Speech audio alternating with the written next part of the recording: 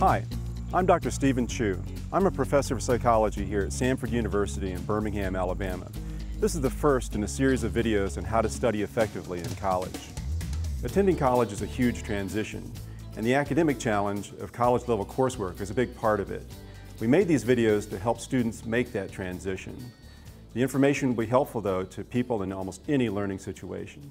I'm a cognitive psychologist, which means I study how people learn and think. I'm going to be explaining to you the basic principles of how people learn best and how you can use those principles to increase the effectiveness of your study. I'm not peddling any quick fixes or magic products that's going to make you an A student overnight with little effort. Such things don't exist. The bottom line is this: if you use ineffective or inefficient strategies, you can study long and hard and still fail. But if you use effective learning strategies, you can get the most learning out of your study time. In this first video, we'll examine your beliefs to see how accurate an understanding you have about how people learn. All students base their study behavior on their beliefs about how they best learn. Do I need to go to class? Do I need to read the textbook? How much do I have to study material before I've mastered it? The more accurate your beliefs, the more effectively you'll learn. Let's start with some common misconceptions about how people learn that I call beliefs that make you stupid. If you hold these beliefs, chances are they're undermining your learning. Most first-year college students grossly underestimate the time required to complete assignments or study material effectively. I hear students say things like, "Dr. Chu, you're going to be proud of me. I read 8 chapters last night." And I'll think, no you didn't. You skimmed 8 chapters, but you learned virtually nothing. Truly comprehending material takes careful reading and, more importantly, review. Always plan for assignments to take longer than you think, and always plan to have your reading finished for an exam well enough in advance to give yourself multiple days for review. A hallmark of students who are struggling is they study by trying to memorize isolated facts. Unfortunately, many textbooks encourage this by putting key terms in bold print and listing definitions in the margins. So, students get note cards, write out the definitions, and memorize them. The problem is that good teachers test for comprehension, how well you understand the concept. You simply don't get that if you memorize isolated facts. Many students believe that people are naturally good or bad at a subject and nothing can be done to change that. But academic success is much more a matter of hard work than inborn talent. Students say to me, "Dr. Chu, you don't understand. I'm really bad at math." I tell them, no Tyler, you can do it. You just need to really work hard at math. You have to commit the time and hard work necessary to succeed. Now I recognize that people have jobs and family and other obligations, but you have to recognize that the time you have will limit your likelihood of success. But time and hard work alone do not guarantee success. A lot of students believe they are good at multitasking because they do it all the time. So they study while texting, checking social networks, email, and having other distractions. The problem is that these students never compare their performance while multitasking to their performance when they focus on one task without distraction. The research evidence is overwhelming that we are bad at multitasking.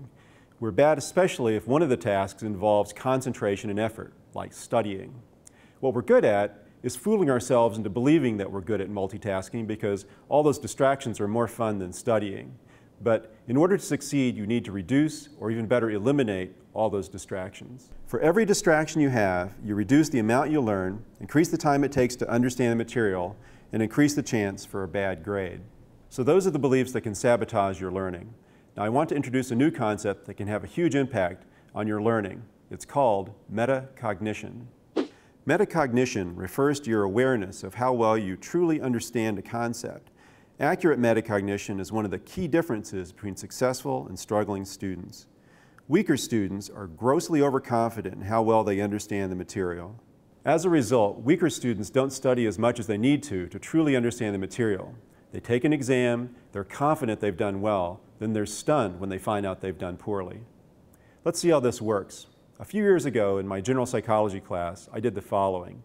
At the end of the first exam, I had students estimate what percentage of the questions they got right, from 0 to 100%. I then created this graph of everyone in the class based on their actual exam performance and how they estimated they did. Each point represents a student.